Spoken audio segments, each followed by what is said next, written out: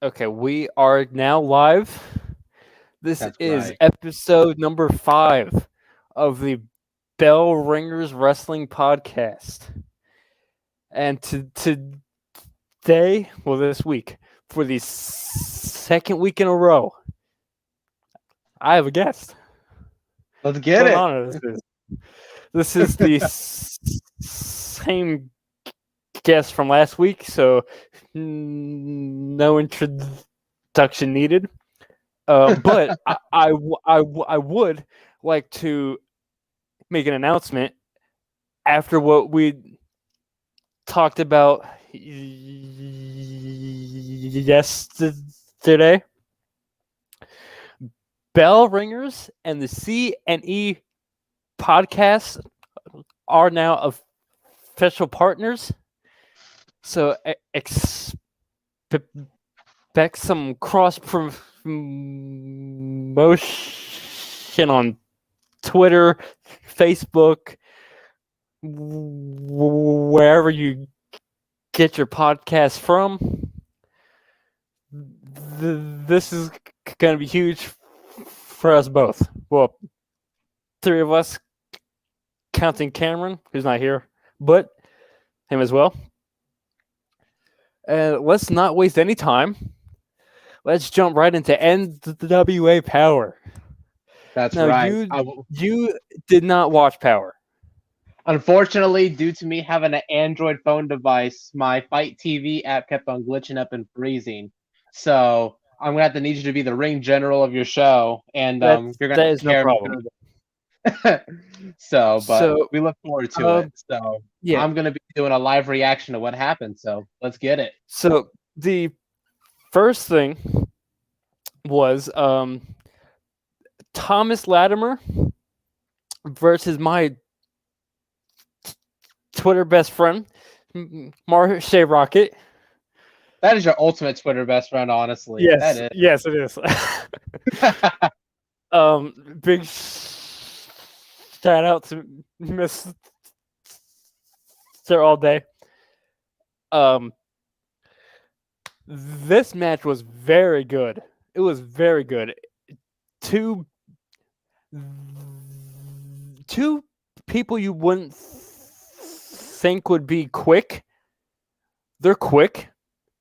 They hit hard. So this match was it looked great on paper. And in the ring, man, it looked even better. Sadly, my best friend, Mr. Rocket, lost. So that earns 5 points for Team Camille and Idol in the Championship Series, which this whole idea is amazing. I love it. I remember watching the like the promo package for how they were doing the championship series on YouTube on their NWA YouTube channel because I subscribe to them, and I was interested in how they're doing it too. It's a great way to get everybody diverse and how to get ready, Yeah. and And plus it focuses a whole lot more on like literally the champions are relying on the other competitors to make sure mhm. they win, and I feel like that's kind of very cool in my opinion. Very diverse too, like I mentioned. And I believe if the team wins, the captain gets immunity for a few months, I think. And I don't believe they have to defend the title. Or they can give a title shot to one of the team members. So, yeah, this match was quite good. Very good. Thomas Latimer as well follows me on Twitter. There you So go. there's that. But him and I aren't as close as me and Marsh Rocket are. Which he did say that he would like to beyond the show, which is good. That is I great. I tried to reach out to Edge. That failed horribly. Oh, did you get blocked? No, I got ignored. Oh no. But did he read it? I have no idea. Well, an attempt was made, so what else happened on NWA Power? I believe after that was it was Sky Blue versus Genocide. Mhm. Both of them were trained by Thunder Rosa. Genocide won, I think. I believe he won. Yeah. Yes. He did win. Um, all of these were very good matches, and this match, while Sky Blue lost, she came out much better. She's very good and very cute. So hey, shoot my shot. Not that we simping on bell ringers. Just kidding. Any hoodles. I mean, we did it last week for like all of the old divas. Oh, you got that right. But I don't think we sent as bad as we did for Colton Gunn last week. We went like maybe half an hour on Colton Gunn. Literally, if you go to it's like about like the 55 minutes to the hour mark is literally the Colton Gunn trend. So Yeah, if you want to check out our previous video and on more Alex and more and Zach people, and I. more and more people have realized this too. That's right. That Colton Gunn needs to be ranked. No, I'll tell you even better. I'll tell you even better before you get back to NWA was when we acknowledged how we want more women's wrestling on AEW Rampage, and then Kenny Omega stated that in an interview. He goes, "I want more women's wrestling on Rampage." Like, see, look, he watches the show. He does. Kenny Omega listens to the show. Everybody listens to the show. Everyone listens to the show. Man, moving on. I believe Genocide was on team. What was she on? She was on team. Where is Genocide? She was on team Pope and Velvet. By the way, Pope is the greatest thing on that whole show. You think Pope's so? a god. I do. I'm biased. I love Nick Aldis. I've loved him when he was in Impact as Brutus Magnus, his sweet Charlotte. Like, I love watching him grow. Who he is. Would you say that? Because there's a very controversial topic that's been going on for, I want to say, maybe the past 10 years.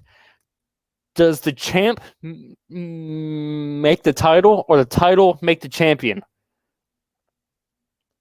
Because I think the title made... See, I'm different. Okay. Because before the NWA title, not too many people knew who all this. Yes, he was the Impact champion, but not many people remember him as Magnus. So this title completely changed everything about him. This title has made all this. And the SmackDown Women's title made Carmella. Am I wrong? You're not wrong. I see your point on that. I'll clarify why I think the champ makes the title.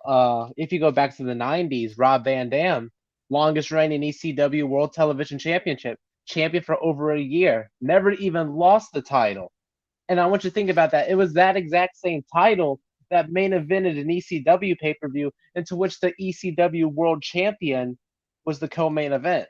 Another good example is the IWGP Intercontinental Championship, Wrestle Kingdom 8. Wrestle Kingdom 8, Hiroshi Tanahashi went up against the champion Shinsuke Nakamura in the main event, into which the fans decided that they wanted to see the Intercontinental title main event Wrestle Kingdom over Okada defending the IWGP Heavyweight title against Naito.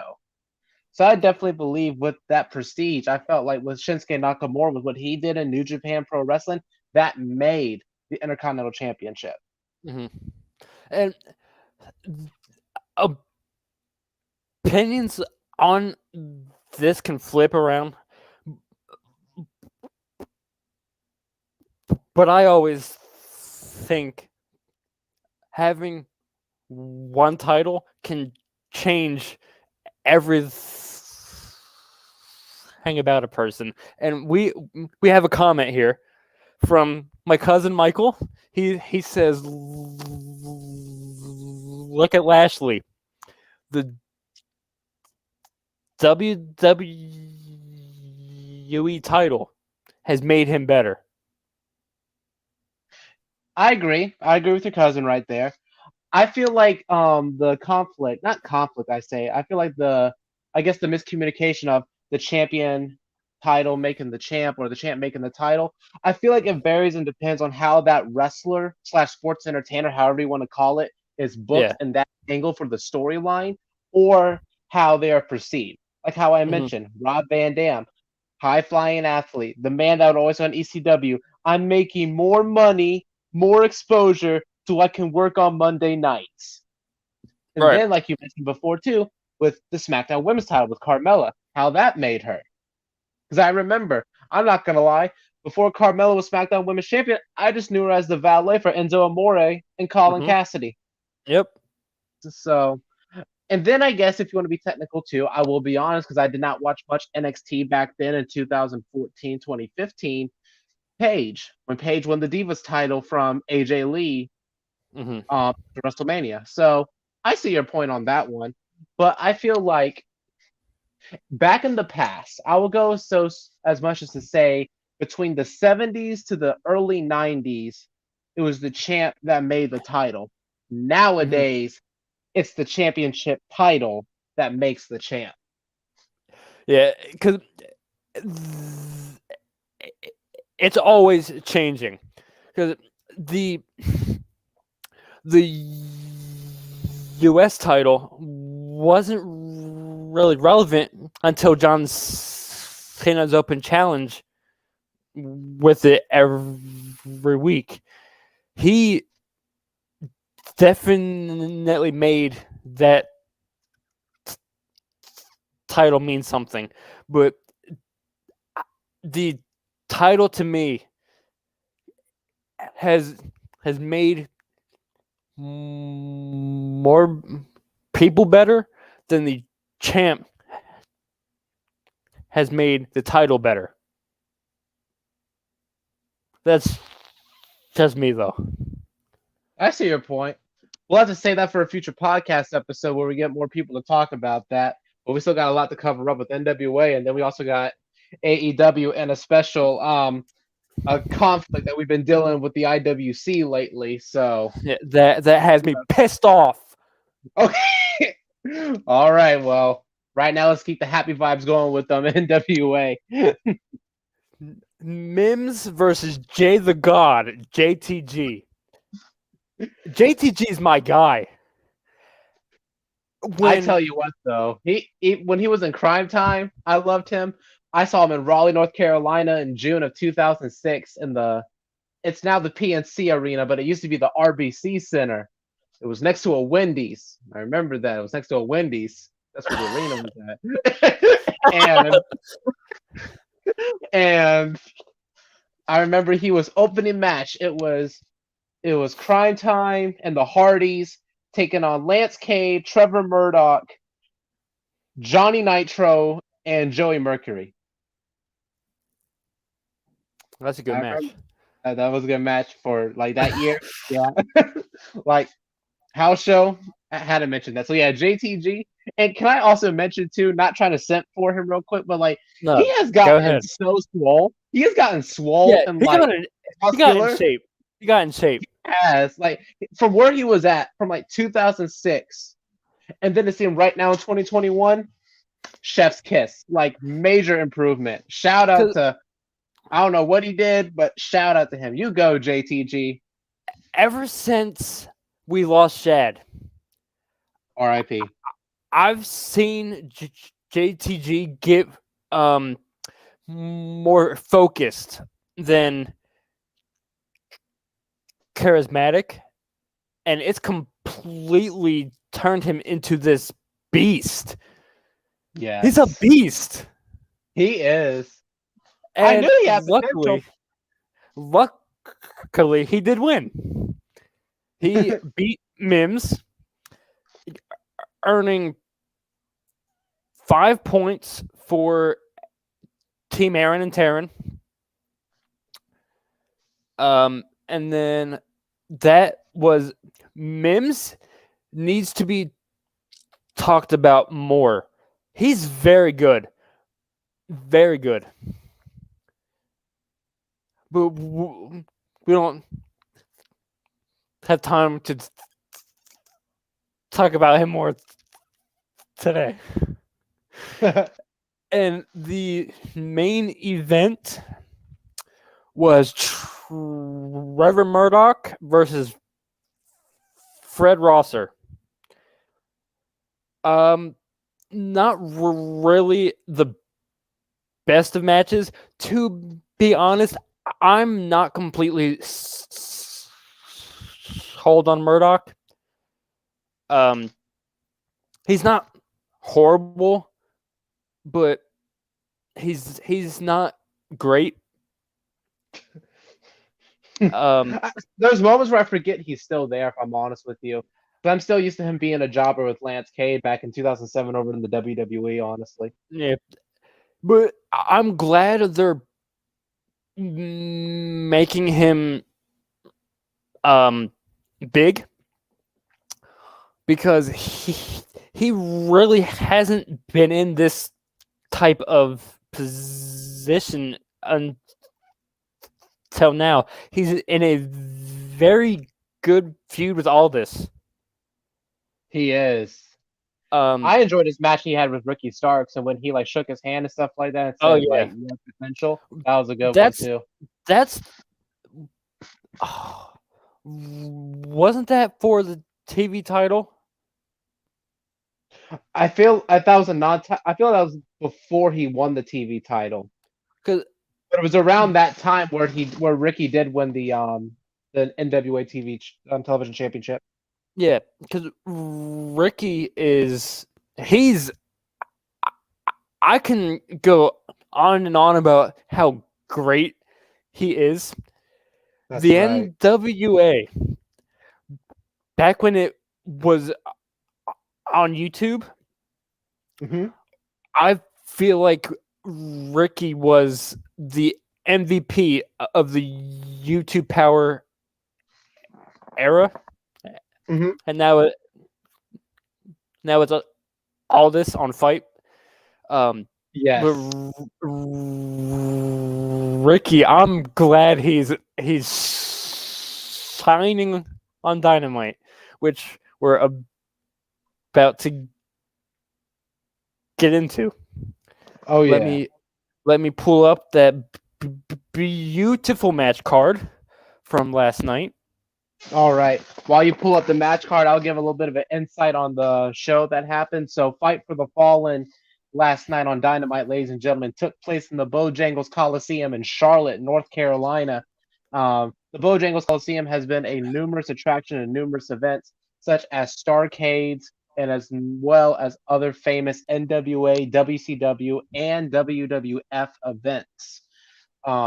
Wrestlers such as Ric Flair, Arn Anderson, Tully Blanchard, a good portion of the Four Horsemen, Bret Hart, Diamond Dallas Page, even former Carolina Panthers star Kevin Green have all headlined in this specific event. Fight for the Fallen this year was donated. All of the profits of ticket sales, merchandise, and anything that bought a ticket to that event went to the Charlotte, North Carolina. It went to a charity program that went up against sexual abuse, domestic Sexual assault, violence. right? Yeah. Yeah, sexual assault, sexual abuse, and they made no profit from that show at all in Charlotte, North Carolina. And you know what? It always feels good to see like AEW actually give to the community, and you can actually tell they mean it, honestly. Yeah. Because Mhm. whereas where like they're advertising it like with WWE and the Make a Wish thing, or where they're telling the fans to get vaccinated and everything like that, and it's like y'all don't care about this. It's like, I mean, like, y'all just gave the Saudi prince money to get ready for a Saudi Arabia show. I mean, Well, I wish they would stop doing those. Cause did you see the report that the Queen of the Ring the finals are going to tournament? be in Saudi Arabia. Wait, why? No one's gonna watch it anyway. It sucks for Why? us because we were in school and like because the time zone is different. Like literally when it was lunchtime for us, we couldn't even watch it because the freaking service in the school was horrible. Oh my so god, dude! so what makes everyone else think that we're gonna freaking watch that? Like, But I know we're getting too sidetracked. We're not gonna get heated Anyway. yet. We're gonna bring it back. Anyway. Bring it back with the Hollywood Blondes. We're gonna go to Fight for the Fallen. Your opening match consisted of Hangman Page and the Dark Order taking on the Elite. And can we just talk about how great those entrances are for a minute?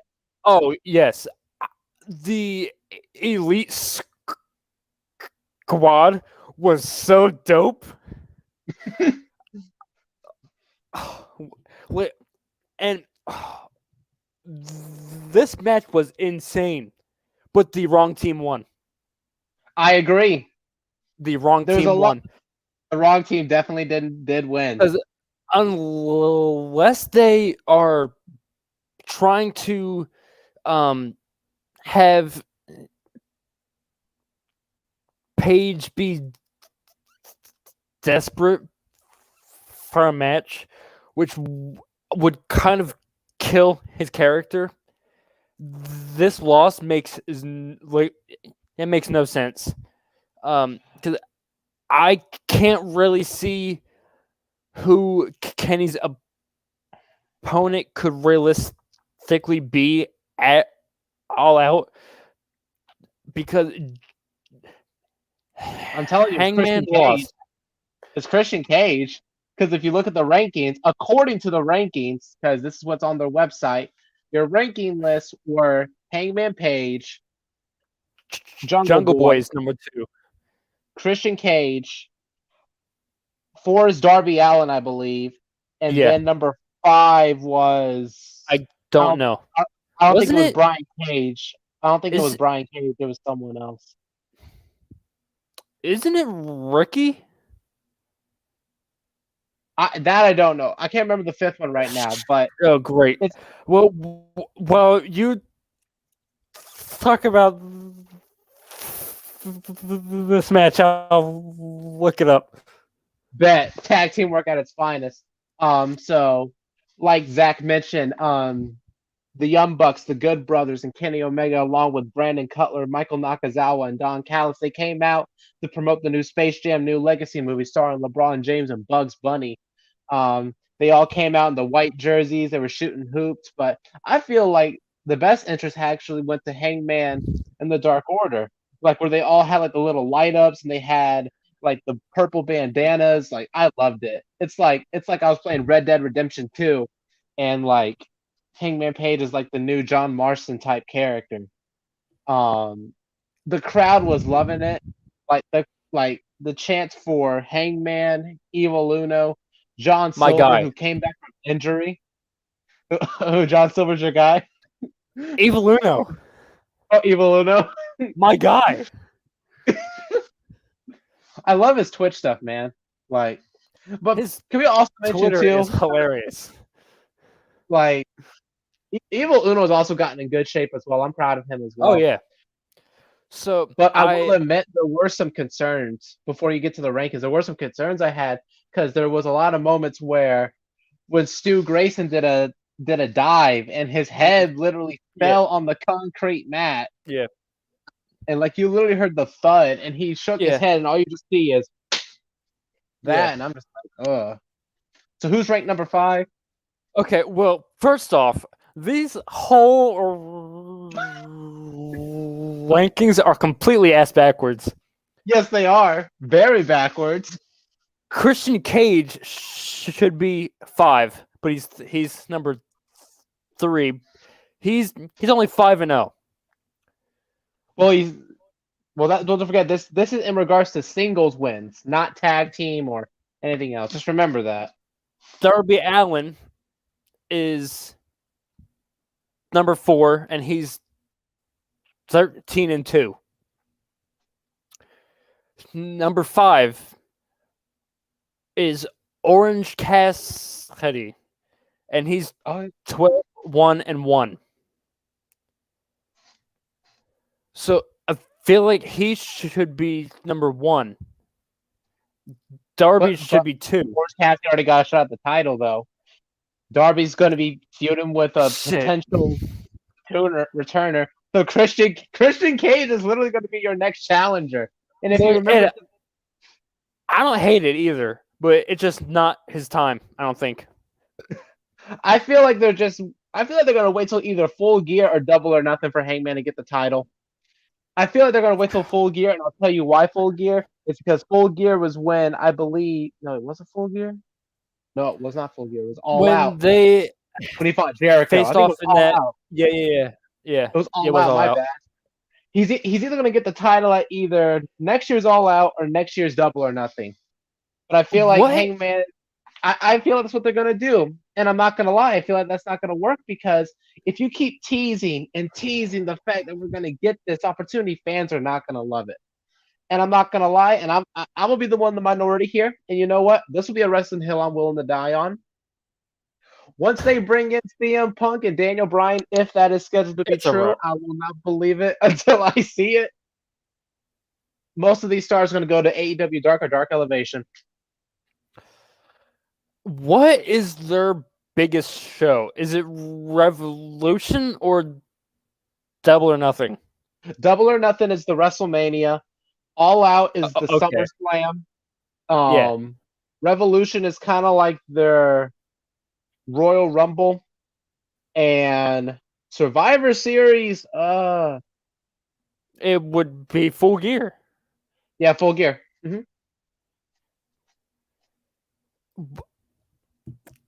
Hangman and Dark Order should have won. Plain and simple. I agree. They should have. But it was a good match. Mm-hmm. I hated the finish, though. I will have to say that. Then we move on. I hated the finish. I'm so tired of always, like, this is why I have a love-hate relationship with my favorite wrestler, Triple H. Because it's like, every time there was a match going on, this beauty right here, either this beauty back in the 90s or this beauty right here in the 2000s. Hell yes. That's a title. Yes, it is. Like, that he would always hit them with the title and be like, okay, that's it. I'm tired of them doing the same old finishes that they did back then. Do something new. Like, have Kenny kick Hangman in the nuts, or have something like where you try to go hit for the title or whatnot, but like you put like brass knucks or something, or have like freaking like a nail or something like in your knee pad when you hit the V trigger or something. Like, I mean, think of something new. And I'm not gonna lie, and I'm gonna say this, I'm gonna get off my soapbox. I feel like, in my personal opinion, Kenny Omega, the Young Bucks, and the Good Brothers, they're good. They're good. They're Oh good. I yeah. like them.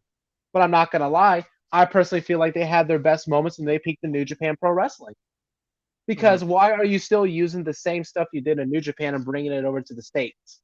That's just me though. Moving on. If you disagree, that's fine. But like, do you see my point? Yeah, no, they're not as good as they once were, but to people in the states that don't really watch Japan, this is all new. You know what? I can't get mad at that. You're right about that. You know what? You're right about that. You're I right about believe after the first match was the Ricky Starks celebration. Yes, where I'm not gonna lie, I try not to laugh because Taz looked like he was a DJ with the FTW booth. That was kind of funny, honestly. Bro, Taz is God though. I like Taz. Oh, I love Taz. Like when I found out that he was a commentator for AEW Dark, I was like, oh yeah, that's good. And then when he was like Brian Cage's manager for when he fought Moxley for the AEW title, I loved him even more. Like Taz is just Taz is honestly one of like my favorite like '90s wrestlers. He's in my like my top 20. He's an Honestly, underrated everything. I'll tell He's you. an underrated wrestler, commentator, manager, everything. He's underrated. Highly underrated. He should have been a world champion in WWE had Triple H not buried him Mm-hmm. on SmackDown. So this whole celebration is helping build the feud for Ricky and Team Taz versus Brian Cage. I want to see Brian Cage versus Hobbs. Again, that to they do know me, how to fight. that to me, if done correctly, could be a potential match of the year. Oh, I agree with you. I even love Brian Cage with his match against Hangman at Double or Nothing. Like, and I Mm-hmm. said on Twitter, and I got roasted for it, and I mean it when I say it. Brian Cage has a better F5 than Brock Lesnar. Until Brock Lesnar He does the does. F5 until Brock Lesnar does the F5 from the top rope, I want to hear nothing else. Ricky is doing a great job at having an unrecognized title feel like it's an official title. I agree with you. He's making this title feel like a legit prize, and he's the right person to do that as well. I agree because remember, like Taz mentioned when he gave the FTW title to Brian Cage at Fyter Fest last year, he was like, this title is not recognized by any promotion, but it's recognized by hardcore wrestling fans worldwide. And this title means that you're the baddest SOB in wrestling right now. Yeah. So it's good. I love it. And especially like with how they're like that's a legacy for that title right there. That title's honestly, I would get me an FTW championship. I'll get me a Shit, replica. I would too. I would too. It just looks bad, really badass. And it has a middle finger for one of the side plates too. I'm like, why not? Like, and it has that vintage look too. Like, Yeah. I always thought the FTW title was better than the hardcore title in my opinion. I believe after the celebration was FTR versus PNP. Yes, that was also a good one too. Did you see where It FDR was. had North Carolina bandanas? Yeah. I feel like this match they definitely called in an audible. Oh, I agree. Wheeler, his whole arm was covered in red. I feel like it was when, I'm not sure if you remember, but on FTR's tag corner where Dax was getting ready to set up for a superplex, and then Cash was going to hit that frog splash. I can't remember if it was Santana or Ortiz, but when they pushed him off, I felt like he kind of like either not like dislocated it, but like got cut very bad on one of the angles. Because you got to remember, they don't have circle ring posts; they have squares, and like that junk hurts. So, but I feel like they could have gone maybe another 10 minutes. I agree. But with what we got, I would say FTR versus PNP was leaps and bounds better than FTR and Young Bucks. I agree. I'll be like I said, I might be the one in the minority. I did not like FTR versus Young Bucks. I didn't. It wasn't horrible, but it did not live up to the hype, years and years of hype. It really didn't. And then after this was the announcement, right? Yes. About Rampage in Chicago. Yeah. And you could hear the crowd right away. CM Punk. Yeah. If they did that just to bring Punk in, that's huge. Having CM Punk come in on the B show, it's second week as a show. Punk comes in. That's huge. It's on at 10 p.m. I will risk losing sleep if it means Punk is coming back. You know what? It's like I said, I'll believe it when I see it, but I feel like they'll save CM Punk for the pay-per-view, and we might get Daniel Bryan or Bryan Danielson at that Chicago event. Bryan is apparently penciled in for Grand Slam. It's their biggest arena that will get the loudest reaction for him. I believe about the New Japan Grand Slam in Florida. No, the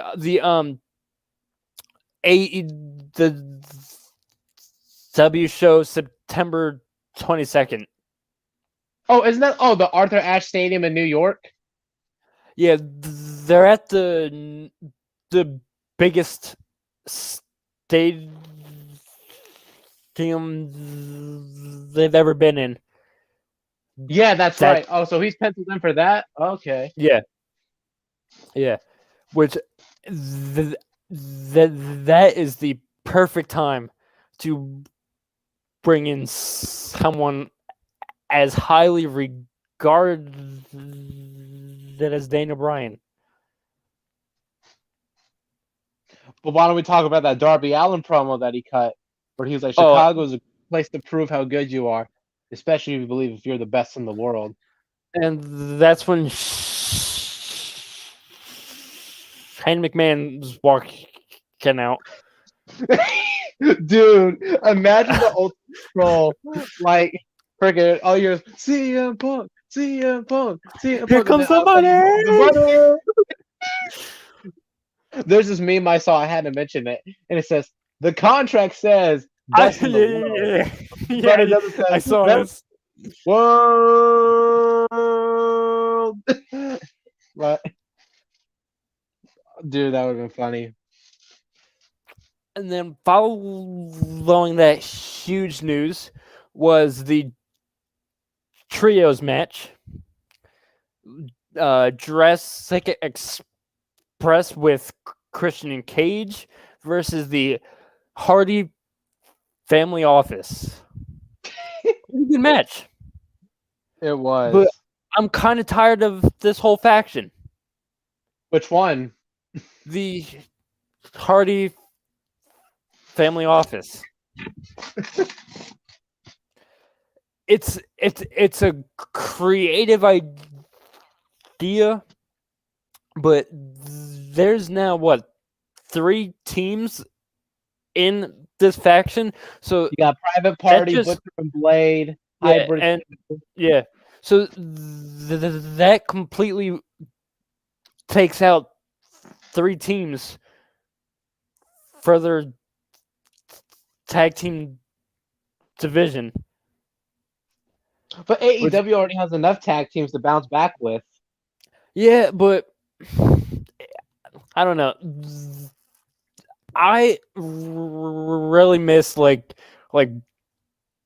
first year AEW Private Party.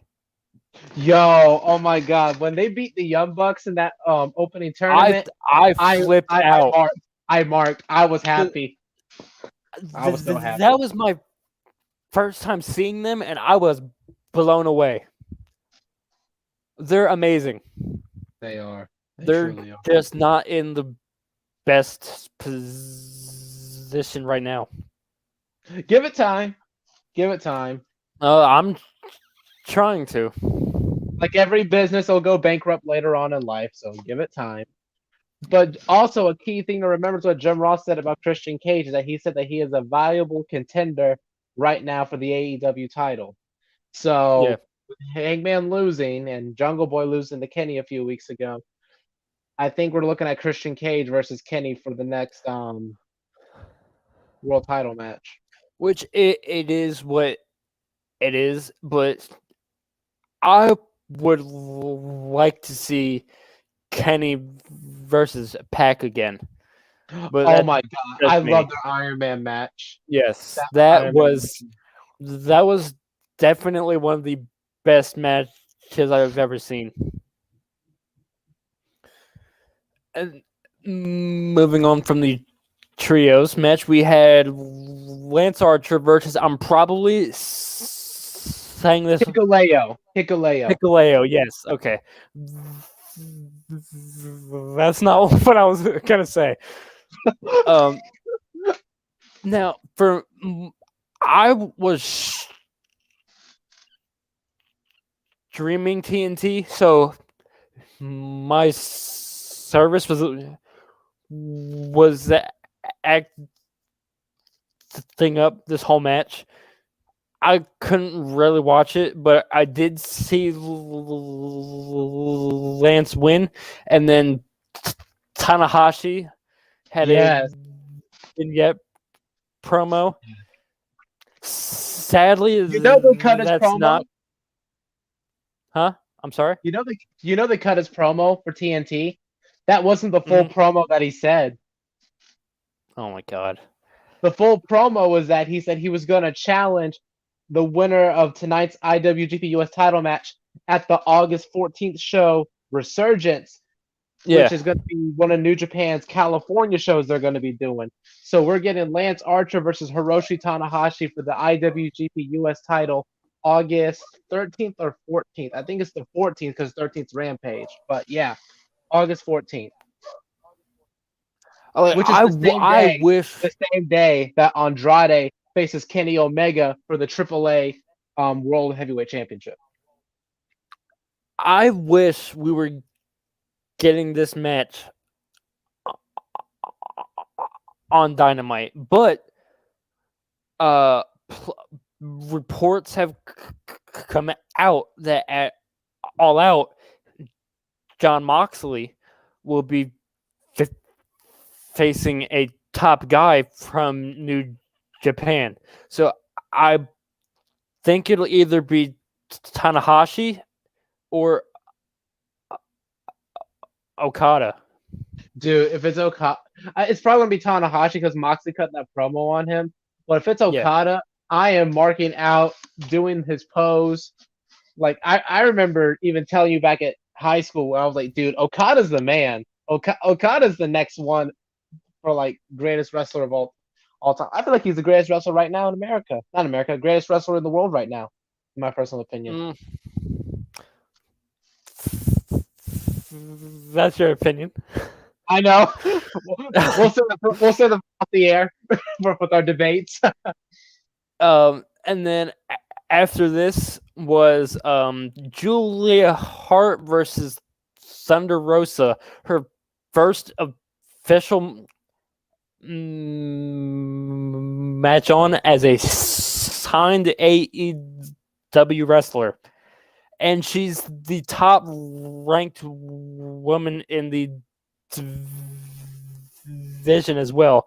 So we're probably going to get Britt versus Rosa 2 at all out, which I am here for. Honestly, I would want to see those two fight in a steel cage match. Or a Hell in a Cell match. Yes, if freaking WWE wouldn't freaking copyright them on that, that would be a good one too. I feel that would be a good one. I mean, if they changed what it was called, they could probably do it anyway. They'll fight in a Devil's Playground cage match. Devil's Playground cage match. I mean, I would watch it. Me too. That's money. Thunder won, which it was all right. We knew Thunder was going to win the match. Like their women just aren't really gelling well, and it's a shame because they have a lot of good women. Especially Hikaru Shida. That's my favorite, honestly. Yes, a whole babe. Yes. Yes. If my girlfriend's listening to this, I'm sorry. But yeah. And then after that was the main event match. The Painmaker, Chris Jericho, versus the leader of the MDK gang, king of the death match, Mr. Nick Gage.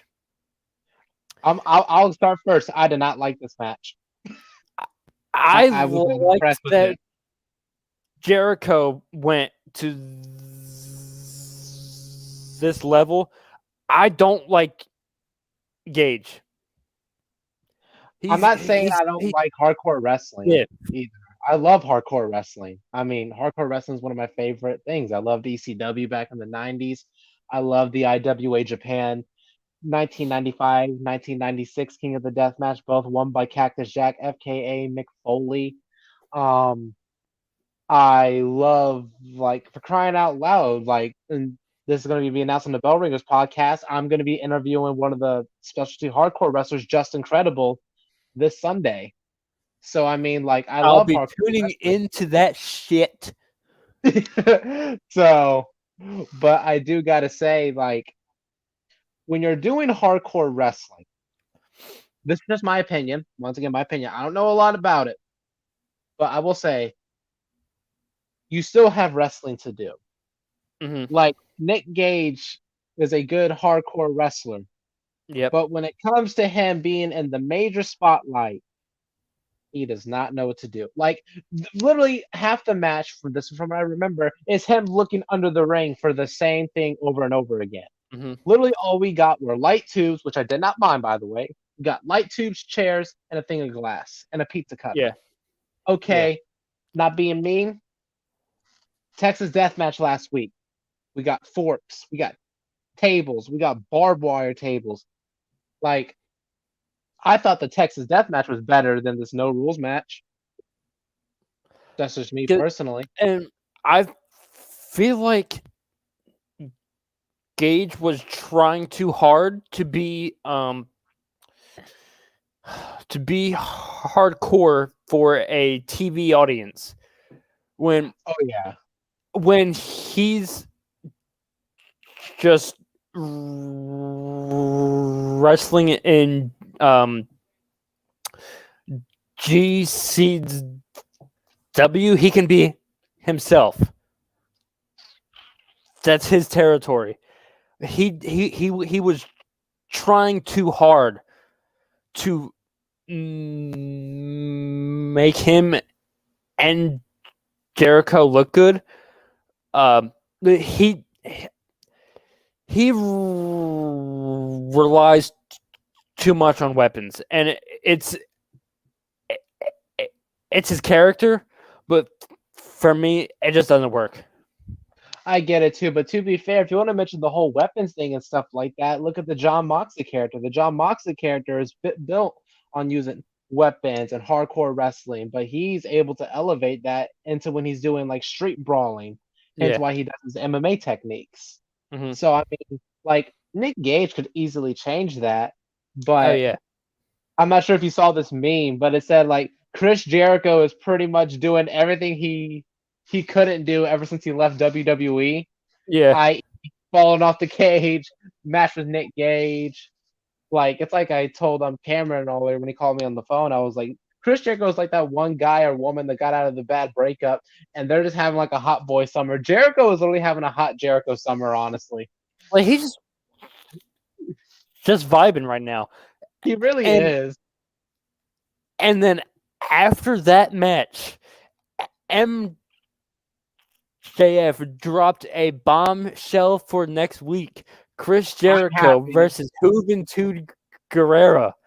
Holy shit. I'm happy for that. It's like we get to watch Nitro for the first time. Like if this whole feud is Jericho's like farewell tour, this is the perfect way to send him off. Yes, it is. And don't forget, in order for Jericho to win, he must win by using a move off the top rope. Like what's he gonna do? You know what? I think he's gonna do a corkscrew moonsault. Yeah, right. He no. He no. Or with his current build, no, he's not. Or a frog splash. He could do though a diving code breaker. Or a moonsault. Yes. Nonetheless, that whole match will be very good. It is. It's going to be nothing but nostalgia. So that wraps up AEW Fight for the Fallen. Yes. Before we continue to this next subject, I do want to state viewer discretion is advised for this upcoming topic. And if you do not like certain opinions, or if the feelings of a death of a wrestler does not appeal to you, you are more than welcome to leave now. But Zach and I have some very interesting stuff we would like to mention. This is going to be sentimental for both of us, and we are going to be our best as professionals to call this down the middle. So, Zach, tell us about the controversy that you witnessed on Twitter this past week. So I want to say it was Saturday evening. I don't have the exact tweet because it was deleted shortly after it was gaining traction. Someone said that Eddie Guerrero was nothing more than a B+ player and is only held in such high regard because he died. Now, forgive me if I begin to get a little emotional here, but as I've Don't apologize for told getting emotional. It's how you feel. as I told you on the CNE podcast a while ago, and I believe my first show, Eddie is the reason I got into pro wrestling. So when people slander him, that really pisses me off. Because you have his career tied the wins, right? I have a good portion of everything. So before we begin, his accomplishments I include are he has been a AAA World Tag Team Champion, a TV champion, an ECW, a two-time ECW television champion, IWA Mid-South Southern Heavyweight World Champion, Pro Wrestling Federation Tag Team Champion, a WCW United States Champion. We have a two-time WCW World Cruiserweight Champion, a WWA International Cruiserweight Champion, a WWA World Trios Champion, WWE Champion, two-time European Champion, two-time Intercontinental Champion, four-time WWE Tag Team Champion. He has been a WWE US Champion, an LAWA, which I believe is the Latin America Wrestling Association Champion. If I butcher that, I apologize. He is also in New Japan Pro Wrestling as Black Tiger 2, been a 1996 Best of Super Juniors winner, and also in that same year with the great Sasuke, a Junior Tag League winner. He has also been in PWI's mentions for Inspirational Wrestler in 2004. He was ranked number 2, I believe, for that. He has been noted for Feuds of the Year with Kurt Angle, known for his matches in WCW, great history with Chris Benoit. And who could ever forget that infamous moment? No Way Out 2004 when he beat Brock Lesnar and that crowd went nuts. I'll even be honest with you. I didn't cry, but I kind of got like a little heated when he didn't beat Batista for the World Heavyweight title because I thought Eddie would have looked beautiful with the World Heavyweight title in my opinion because that was the title that Benoit had, and that was also the WCW title at the time. And I felt like if he would have beat Batista for it, I can't remember what pay-per-view it was, but I felt like Eddie would have been a great World Heavyweight Champion. He was a great WWE Champion. Like WrestleMania 20, match with Kurt Angle. Amazing. WrestleMania 21, I believe he wrestled Rey Mysterio, I think. Classic. Eddie Guerrero's matches in Japan, like with Jushin Thunder Liger, some of my personal favorites. His work in Mexico, but ECW. Paul Heyman even said in interviews, like if Eddie did not leave ECW for WCW, he was stuck between him and Chris Benoit to be the first ECW World Champion for the first pay-per-view of Barely Legal. And not to forget this, he's the 2005, 2006 class of the WWE Hall of Fame. Yeah, it's 2006 because I remember at WrestleMania 22 they had Vicky Guerrero and Chavo, and they came out in that Chicago arena, and then they showed his picture because remember WrestleMania 22 had like all the wrestlers around the banner, around the arena. So yeah. I will say this though with the reporter, I feel like the reporter or the fan probably based their info off of WCW and WWE instead of doing the research back then, and that's what kind of upsets me a little bit is that most people before they post situations, I feel like this is just life in general, they don't take the time to research what they post in regards to certain situations. Out of everything you just rattled off, how can you say he's a B+ player at best? Eddie inspired so many of today's top stars everywhere. Even Danny Limelight, who I've interviewed on the CNE podcast, and he stated that Eddie Guerrero was the reason he got into wrestling. So Like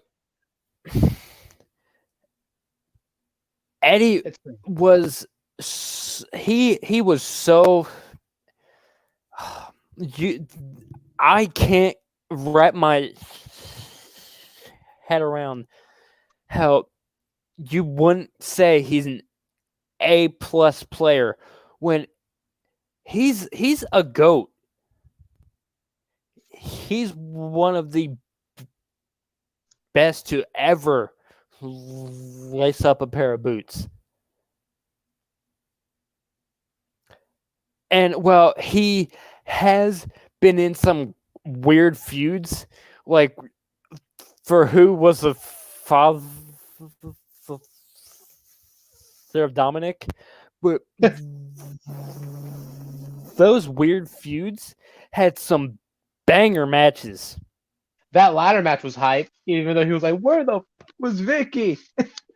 So you can book him in any feud, he's gonna make it work. Or who could forget his work with China? I love that. I thought that was loved him in cool. China. I loved him in China. Like for me, because he's in my top 5. Even though he got me into it, he's not my top 3. But still, if it wasn't for him, we would not be on this show right now. I believe it. He is in my opinion, he's one of the best cruiserweight wrestlers in my opinion. I feel like I will admit he did get treated like a B+ player in WWE and WCW sometimes, but worldwide though, like Mexico, Japan, England, you can't say B+ to that man. You just can't. He was Especially beloved. if you've won tournaments. He was part of numerous factions. The LWO. Yeah, the LWO, but you know what? I'll give credit to when he was part of the Black Tigers. Mm-hmm. And he feuded with Tiger Mask. And I mean, I cannot say he's a B+ player worldwide. He did not get I will say this, though. He should have got better treatment in WWE, in my opinion, for his charisma. But you know what, though? He still know how to make everything work. Like you said, he had banger matches. Like who could ever forget? Like, no one thought he was going to beat Brock Lesnar at No Way Out, 2004. And like Eddie, he could have a good match with anybody, but a good feud, he needed the right partner in this feud, but he could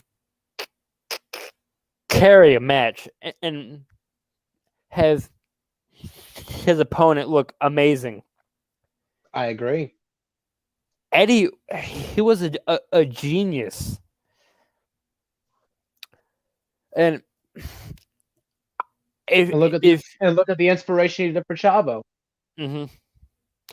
If he was still here, he probably would have retired around like 2010. He could have won a lot more world titles. I'll be honest and say this may be controversial. I'm not trying to get nobody in trouble or get nobody canceled. I felt like if he was still alive to this day, Benoit would still be alive as well. He would, because Benoit, that Dark Side of the Ring episode.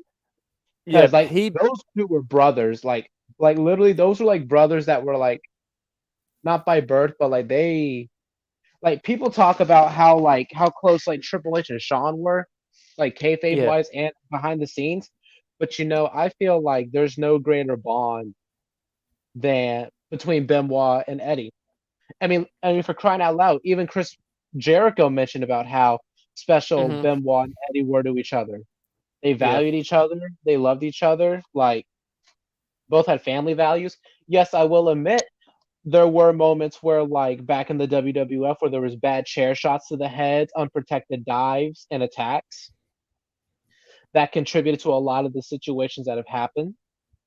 But I am separating the men from the wrestlers in this situation, and I can honestly say that Eddie Guerrero and Chris Benoit, like you cannot rewrite or redo WrestleMania 20 with that ending.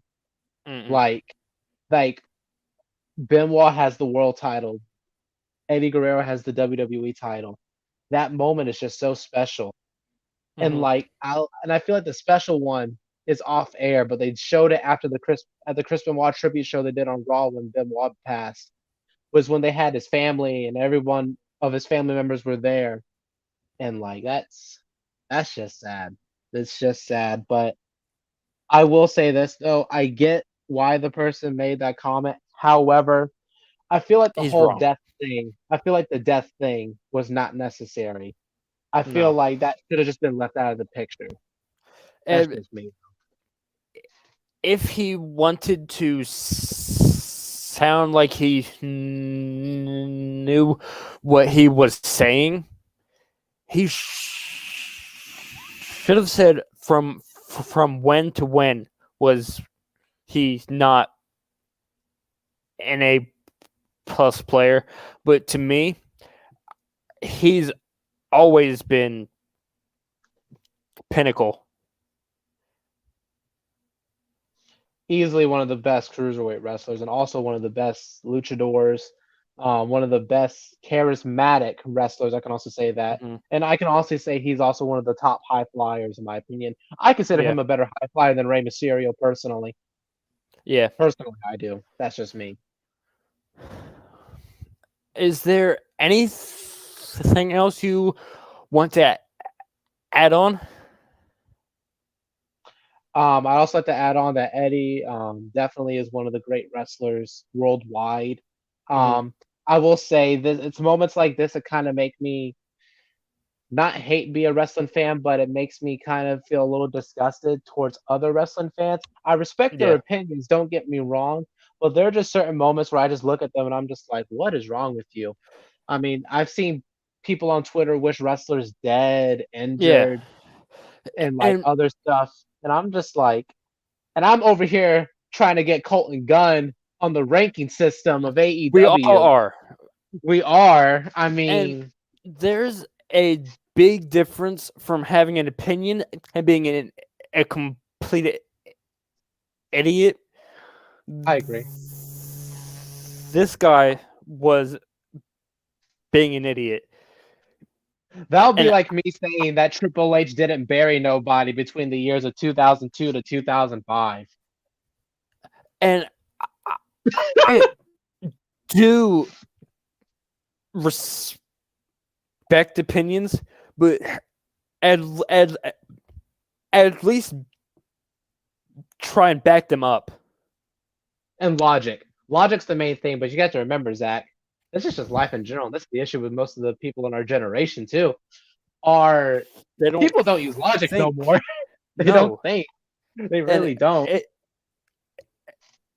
it's a damn shame because like that one tweet sparked a worldwide hatred towards this one dude, and everyone was posting pictures of Eddie, saying why he's an A plus player, everything to shut this guy up. He took down his tweet.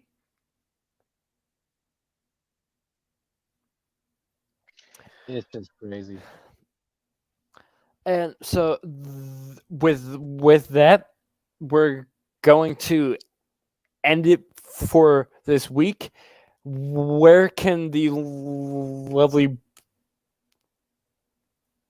people find you at?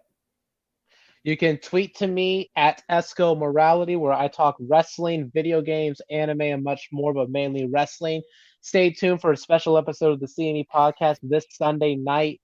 We will interview ECW champion, former ECW champion, a man who was also undefeated at WrestleMania. He's not just the coolest, he's not just the best. It's just incredible. His name is so badass. And God, I love it. and I'm announcing this live on the Bell Ringers podcast. Just Incredible has agreed, and I got his permission. I will be tweeting on my Twitter account. If you want to ask Just Incredible a question for Sunday night's interview, DM me a private message, and I will have Justin answer your question. I'll But be partaking in that shit. So be sure to answer to me by Saturday night at 9 p.m. Eastern, 8 o'clock Central. So, but Zach, once again, I'm glad the CNE podcast is moving forward, working with the Bell Ringers. We are working together, collaborating. The forbidden door is open once again. Wide the hell open. It is freaking wide open. Freaking wide the hell open. But I appreciate you having me on the show, and it's a pleasure again. You know what? I look forward to having you for more. And I'd also like to announce as well that either August 13th or 14th, we will be doing SummerSlam Would You Rather. And we'll have more info on that coming up on this Sunday's episode of the CNE podcast. If you want to guess, I'm open. Well, we need you anyway. I was going to ask you off air. Right. So, will you join us? Yes. In breaking news, he's here. DM me details, and I'll do it. Let's get it. Next week, I'll be reviewing my first ever Major League Wrestling watch. I have not seen this show at all, so I'm very, very pumped about that. And look forward then to that. In 2 weeks, you'll be back here. We are having a fantasy draft for AEW.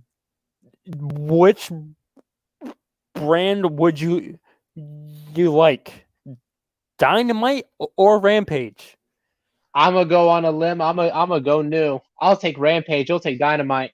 All right, bet. All right, champs. This has been the Bell Ringers podcast. See you next week, most likely Thursday night, right here on YouTube and live on Facebook as well. You have a great night, my friend, and everyone watching. Have a blessed night. Goodbye, everybody.